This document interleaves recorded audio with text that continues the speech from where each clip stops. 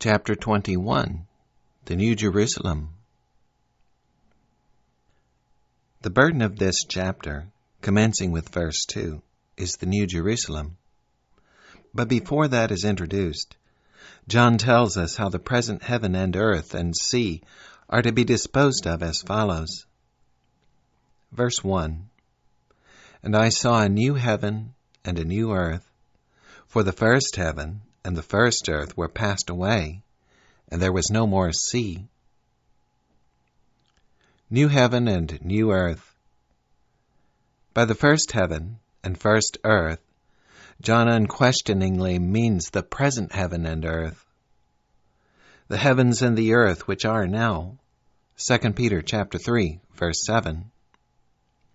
Some have supposed that when the Bible speaks of the third heaven, in which are paradise and the tree of life, 2 Corinthians chapter 12, verse 2, and Revelation chapter 2, verse 7, it refers to the heaven which is yet future, and does not prove that there is a paradise and a tree of life literally in existence in heaven at the present time. They base their view on the fact that Peter speaks of three heavens and earths. Number 1, those before the flood. Number 2, the ones which now are, and number 3, the ones which are to come.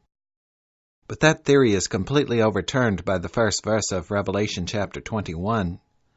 For John here reckons but two heavens and earths.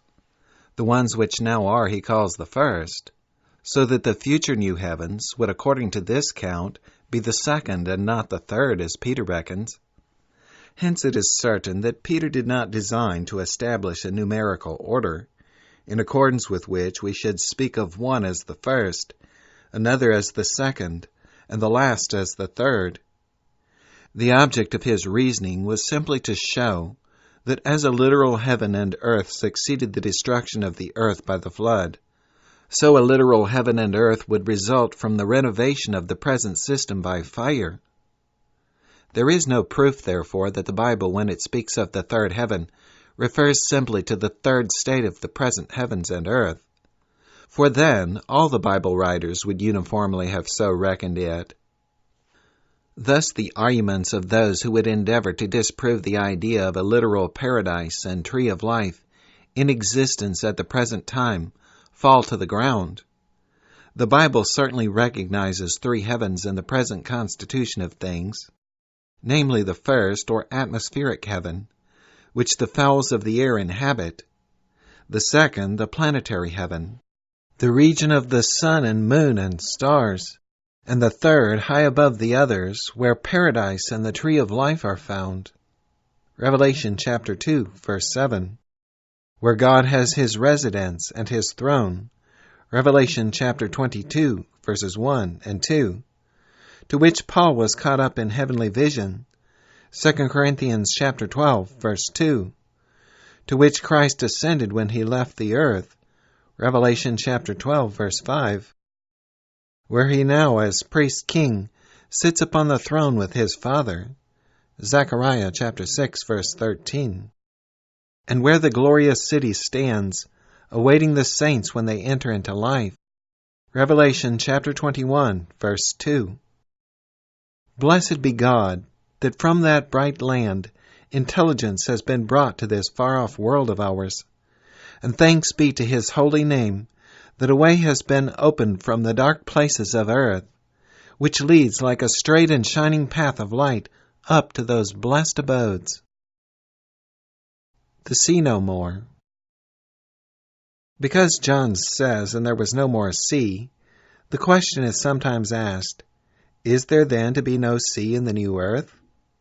It does not certainly follow from this text that there will be none, for John is speaking only of the present heaven and earth and sea. It might be translated thus, for the first heaven and the first earth were passed away, and the sea was no more. That is, the old sea no longer appeared, any more than the old heaven and old earth. And yet there may be a new sea as there is a new earth. Dr. Clark says on this passage, the sea no more appeared than did the first heaven and earth. All was made new, and probably the new sea occupied a different position and was differently distributed from that of the old sea. The river of life, of which we read in the following chapter, proceeding from the throne of God and flowing through the broad street of the city, must find some place into which to discharge its waters. And what can that be but the new earth sea? That there will be a sea or seas in the new earth may be inferred from the prophecy which speaks of Christ's future reign as follows. And his dominion shall be from sea even to sea, and from the river even to the ends of the earth. Zechariah chapter 9, verse 10. But that 3/4 of the globe will then, as now, be abandoned to a waste of waters cannot be expected. The new world will have everything which will contribute to its utility and beauty. Verses 2 to 4. And I, John, saw the holy city, New Jerusalem, coming down from God out of heaven, prepared as a bride adorned for her husband. And I heard a great voice out of heaven saying, Behold, the tabernacle of God is with men, and he will dwell with them, and they shall be his people, and God himself shall be with them and be their God. And God shall wipe away all tears from their eyes. And there shall be no more death, neither sorrow nor crying, neither shall there be any more pain, for the former things are passed away. The Father's house. In connection with the view which John has of the holy city coming down from God out of heaven, a voice is heard saying, The tabernacle of God is with men, and he will dwell with them. The conclusion naturally follows that the tabernacle here mentioned is the city. This same city is called in John chapter 14, the Father's house in which are many mansions. If an objection should arise in any mind that this is too permanent a place to be called a tabernacle, we reply that the word tabernacle sometimes has the signification of a permanent dwelling place. The great God takes up his abode on this earth, but we do not suppose that God is confined to this or any other of the worlds of his creation, but here has his throne, and the earth enjoys so much of his presence that it may be said that he dwells among men. And why should this be thought a strange thing? God's only begotten Son is here as ruler of his special kingdom, the holy city which is called the Father's house, and which it is natural to suppose will be the most beautiful and glorious object in the universe, will be here, and the heavenly hosts take an interest in this world, probably above what they feel in any other. Yea, reasoning from one of the Saviour's parables, there will be more joy in heaven over one world redeemed than over 99 which have no need of redemption. No cause for tears. And God shall wipe away all tears from their eyes. He does not literally wipe away tears from the eyes of his people, for there will be no tears in that kingdom to be thus wiped away. But he wipes away tears by removing all causes of tears. Verses 5 and 6. And he that sat upon the throne said, Behold, I make all things new. And he said unto me, Write, for these words are true and faithful. And he said unto me, It is done. I am Alpha and Omega, the beginning and the end. I will give unto him that is athirst of the fountain of the water of life freely. The new creation. He that sits upon the throne is the same being that is mentioned in verses 11 and 12 of the preceding chapter. He says, I make all things new, not I make all new things. The earth is not destroyed, annihilated, and a new one created, but all things are made over new. Let us rejoice that these words are true and faithful. And when this is accomplished, all will be ready for the utterance of that sublime sentence, It is done. The dark shadow of sin has then forever passed off from the universe. The wicked root and branch, Malachi 4:1, are wiped out of the land of the living. and the universal anthem of praise and thanksgiving, Revelation chapter 5, verse 13, goes up from a redeemed world and a clean universe to a covenant-keeping God. Verses 7 and 8. He that overcometh shall inherit all things, and I will be his God, and he shall be my son. But the fearful and unbelieving, and the abominable, and murderers, and whoremongers, and sorcerers, and idolaters, and all liars, shall have their part in the lake which burneth with fire and brimstone, which is the second death. The great inheritance. The overcomers are Abraham's seed, and heirs according to the promise.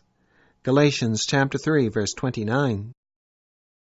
The promise embraces the world, Romans chapter 4, verse 13. And the saints will go forth upon the new earth, not as servants or aliens, but as lawful heirs to the heavenly estate and proprietors of the soil. The fear that hath torment. But the fearful and unbelieving have their part in the lake that burneth with fire and brimstone. The word fearful has been a trouble to some conscientious ones, who have had fears more or less in all their Christian experience. It may be well, therefore, to inquire what kind of fear is here meant. It is not fear of our own weakness, or of the power of the tempter. It is not fear of sinning or of falling out of the way, or of coming short at last. Such fear will be very apt to drive us to the Lord. But it is a fear connected with unbelief, a fear of the ridicule and opposition of the world, a fear to trust God and venture out upon His promises, a fear that He will not fulfill what He has declared, and that consequently we will be left to shame and loss for believing on Him.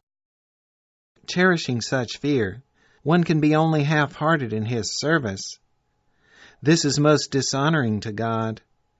This is the fear which we are commanded not to have. Isaiah chapter 51, verse 7.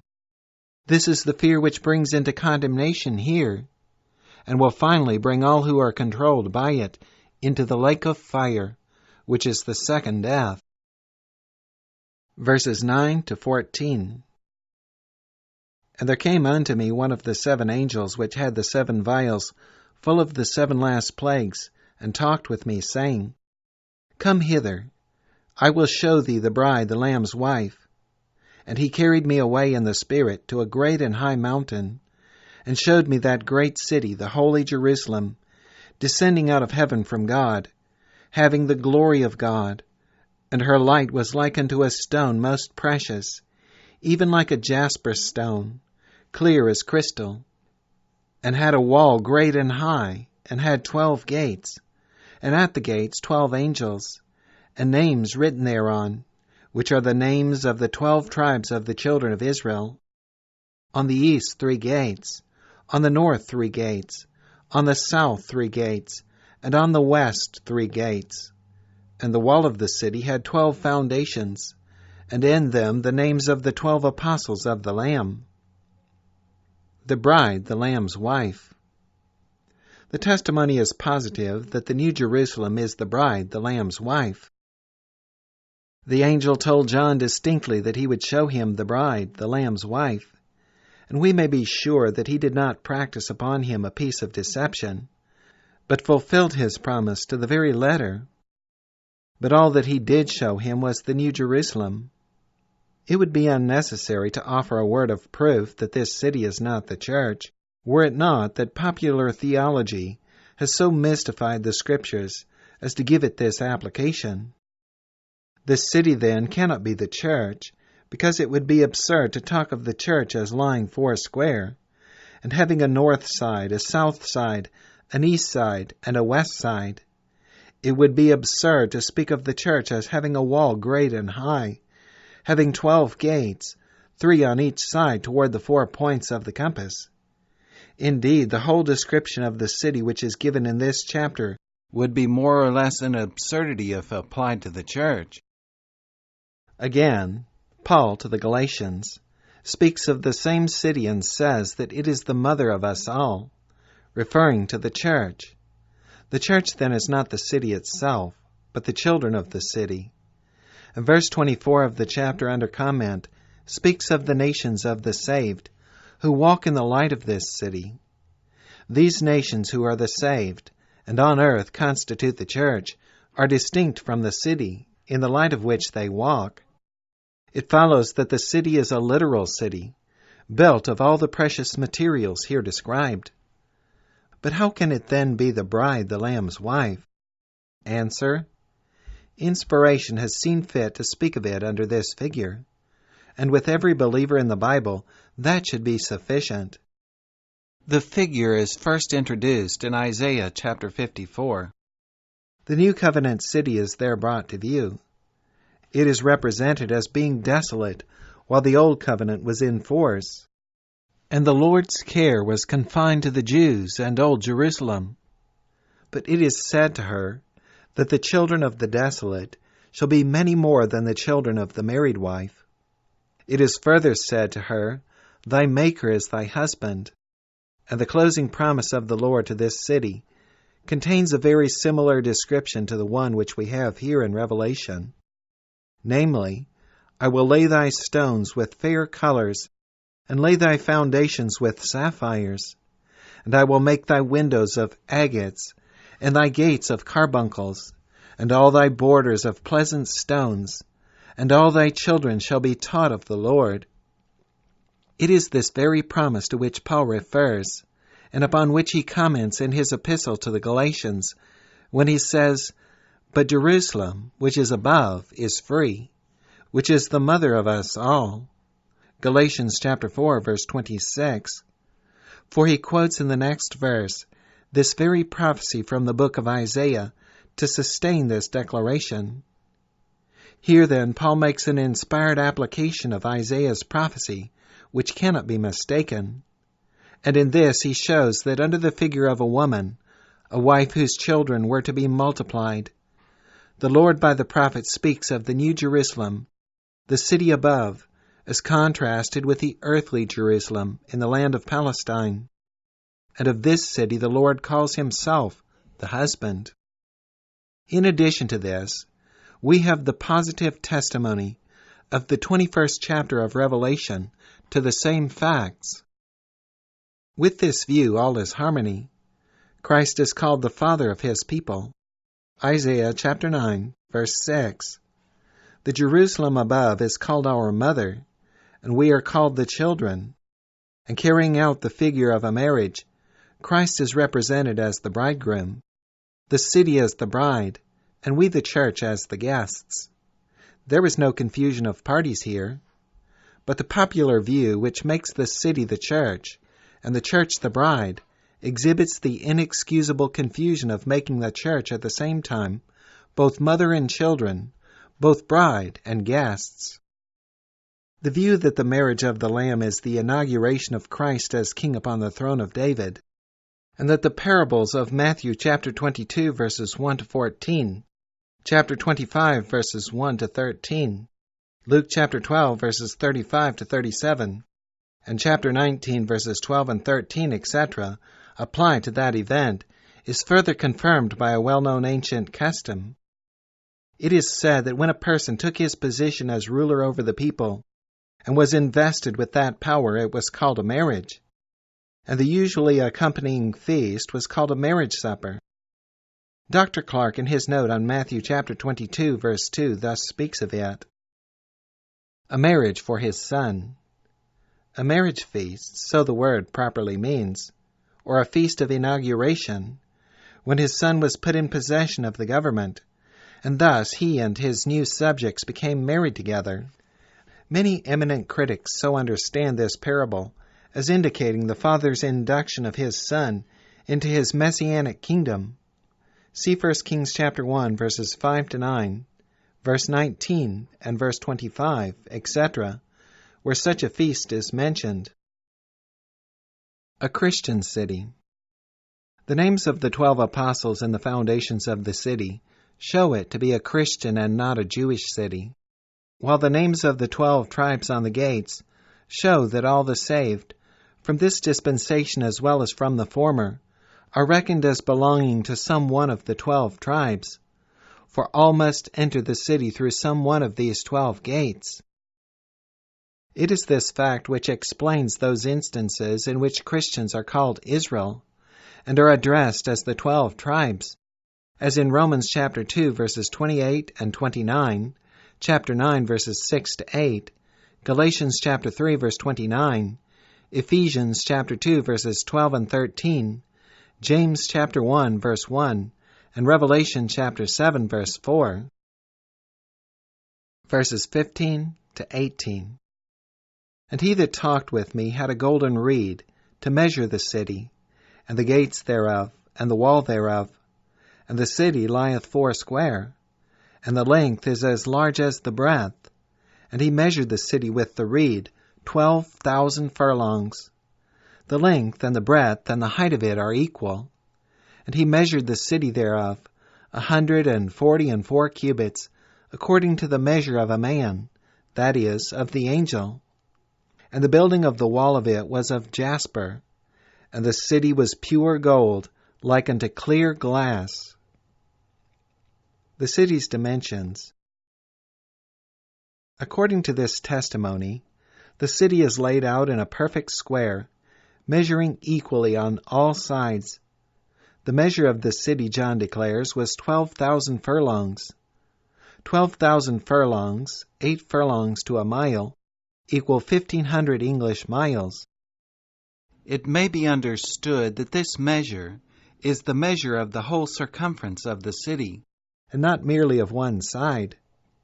This appears from Kitto to have been the ancient method of measuring cities. The whole circumference was taken, and that was said to be the measure of the city. According to this rule, the New Jerusalem will be 375 miles on each side. The length, breadth, and height of it are equal.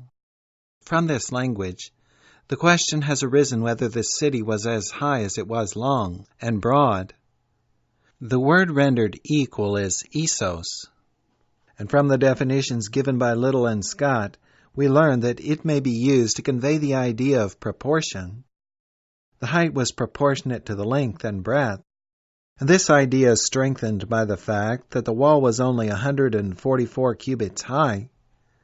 Taking the cubit at about 22 inches, the length which is most commonly assigned to the ancient cubit, it would give only 264 feet as the height of the wall. Now if the city is just as high as it is long and broad, that is 375 miles. This wall of less than 300 feet would be in comparison a most insignificant affair. Probably, therefore, the height of the buildings of the city is to be judged of by the height of the wall, which is distinctly given. The following criticisms on verse 16, the verse which gives the dimensions of the heavenly city, are undoubtedly correct. It has been inferred from the above text that the New Jerusalem city is to be as high as it is long, and that its length will be 12,000 furlongs, or 1,500 miles. It seems to us entirely unnecessary to place such a construction upon the language. The word equal does not always mean the same as to dimensions or position. It is frequently used in the sense of proportion. If we were to say that the length and the breadth and the height of the city were in proportion, we should not violate the language. This view is taken by James Dupuy, A.M., in his exposition of the Apocalypse. The following from Thomas Wicks, author of lectures on the Apocalypse, presents the same idea. The language, however, will bear another meaning, which is far more natural. It is not that the length and breadth and height were severally equal to each other, but equal with themselves. That is, the length was everywhere the same, and the breadth everywhere the same, and the height the same. It was perfect and symmetrical in all its proportions. This is confirmed by the fact distinctly stated that the wall was 144 cubits high, or 216 feet, a proper height for a wall, while it is said that the length is as large as the breadth. This writer allows but 18 inches to the cubit. The Greek word which is translated equal will, according to Pickering, bear the meaning of proportion. Greenfield, in defining one of its cognate words, gives to it the sense of equal proportion, and refers to 2 Corinthians chapter 8, verses 13 and 14, as an example where this definition is quite admissible. It would appear, therefore, that the height of the city was proportionate to its length and breadth, and not that it was as high as it was long. The text certainly admits of this interpretation, and this frees the language from all ambiguity, and the city from all disproportion, and shows perfect harmony in the general description.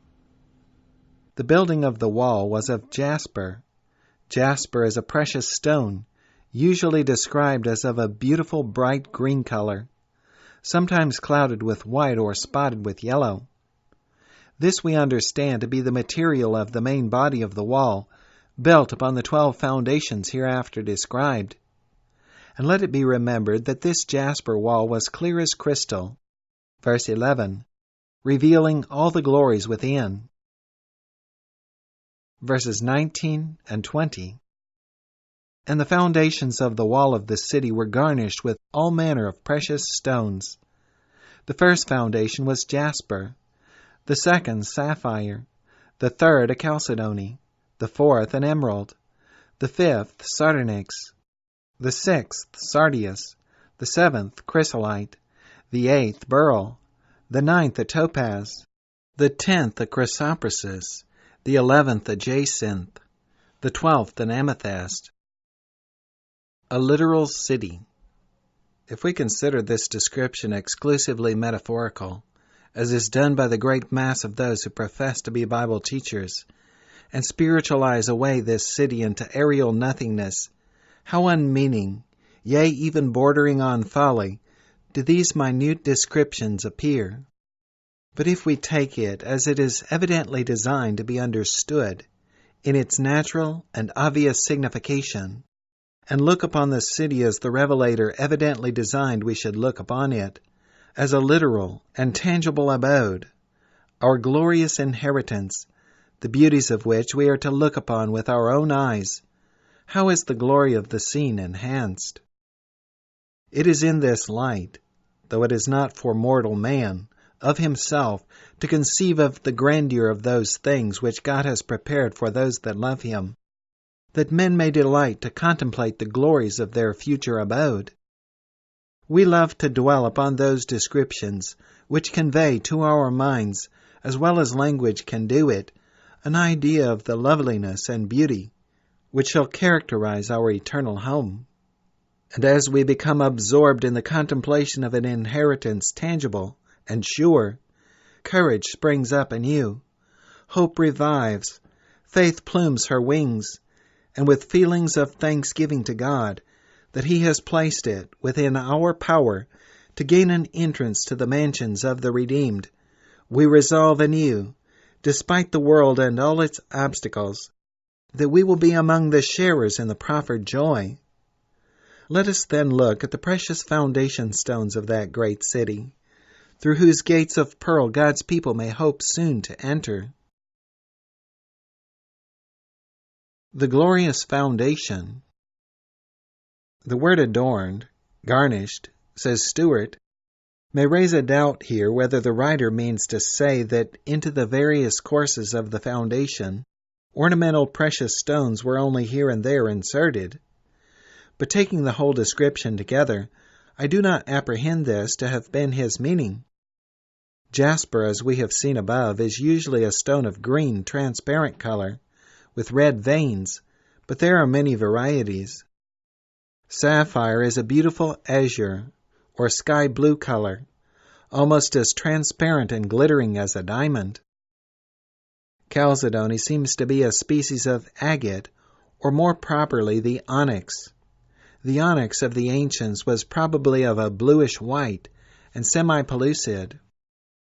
The emerald was of a vivid green, and next to the ruby in hardness. Sardonyx is a mixture of chalcedony and carnelian, which last is of a flesh color. Sardius is probably the carnelian. Sometimes, however, the red is quite vivid. Chrysolite, as its name imports, is of a yellow or gold color and is pellucid. From this was probably taken the conception of the pellucid gold which constitutes the material of the city. Beryl is of a sea green color. The topaz of the present day seems to be reckoned as yellow, but that of the ancients appears to have been pale green. Pliny 38:8, Bellarmine. Uriah Smith, page 37. Chrysoprasus, of a pale yellow and greenish color, like a scallion. Sometimes it is classed at the present day under topaz. Hyacinth, or jacinth, of a deep red or violet color. Amethyst, a gem of great hardness and brilliancy, of a violet color, and usually found in India. In looking over these various classes, we find the first four to be of a green or bluish cast, the fifth and sixth of a red or scarlet, the seventh yellow, the eighth, ninth, and 10th of different shades of the lighter green, the 11th and 12th of a scarlet or splendid red. There is a classification, therefore, in this arrangement, a mixture not dissimilar to the arrangement in the rainbow, with the exception that it is more complex. Verse 21. And the 12 gates were 12 pearls. Every several gate was of 1 pearl, and the street of the city was pure gold, as it were transparent glass. The gates of pearl. Whether we understand that these gates were of solid pearl, or whether composed of pearls thickly set in a framework of some other precious material, does not materially affect the testimony. If it should be objected that it would be contrary to the nature of things to have a pearl large enough for a gate, we reply that God is able to produce it. The objection simply limits the power of God. But in either case, the gates would outwardly have the appearance of pearl, and in ordinary language would be described as gates of pearl. The streets of burnished gold. In this verse, as also in verse 18, the city is spoken of as built of gold, pure like unto clear glass, or as it were transparent glass. It is not necessary to conclude from this language that the gold is of itself transparent. Take that, for instance, which composes the street. If it were really transparent, it would simply permit us to look through and behold whatever was beneath the city, the substratum upon which it rested, a view which cannot be anticipated as specially pleasing. But let us suppose the golden pavement of the street to be so highly polished as to possess perfect powers of reflection, like the truest mirror, and we can see at once that the effect would be grand and striking in the extreme. Think for a moment what the appearance of a street so paved would be.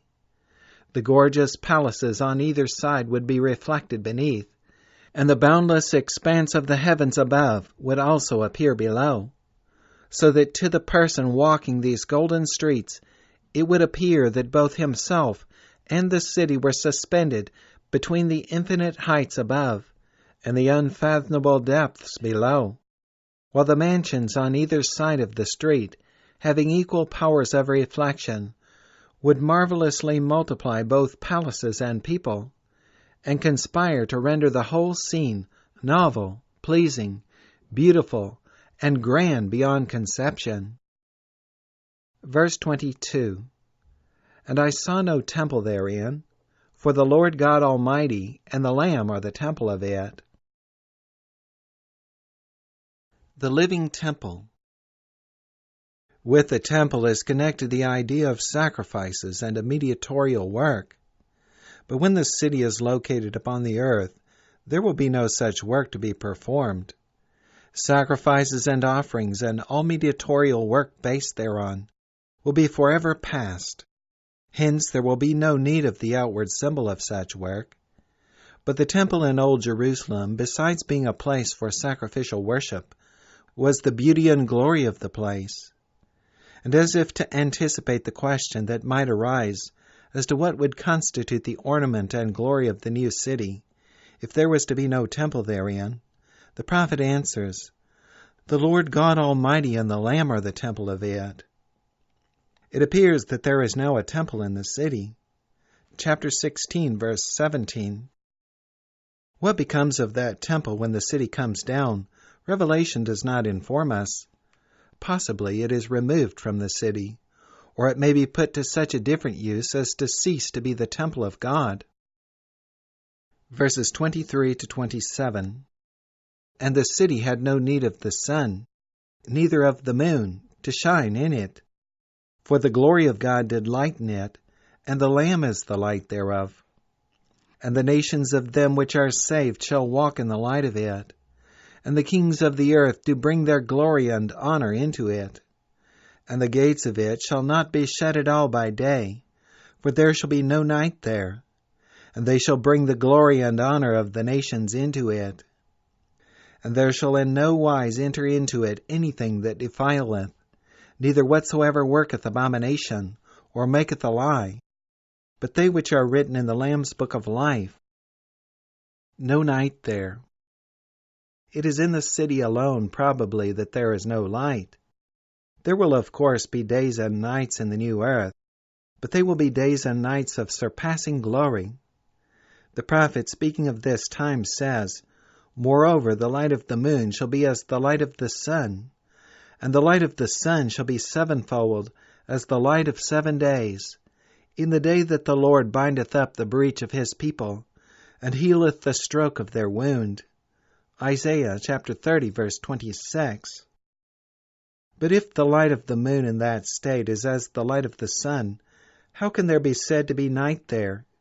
Answer: the light of the sun shall be sevenfold, so that although the night is as our day, the day will be sevenfold brighter, making the contrast between day and night there as marked perhaps as at the present time, but both will be surpassingly glorious. Verse 24 speaks of nations and kings. The nations are the nations of the saved, and we are all kings in a certain sense in the new earth state. We possess a kingdom and are to reign forever and ever. But it appears from some of our Savior's parables, as in Matthew chapter 25, verses 21 and 23, that some will occupy in a special sense the position of rulers, and may thus be spoken of as kings of the earth in connection with the nations of the saved. These bring their glory and honor into the city. When on the Sabbaths and new moons they there come up to worship before God. Isaiah chapter 66, verse 23.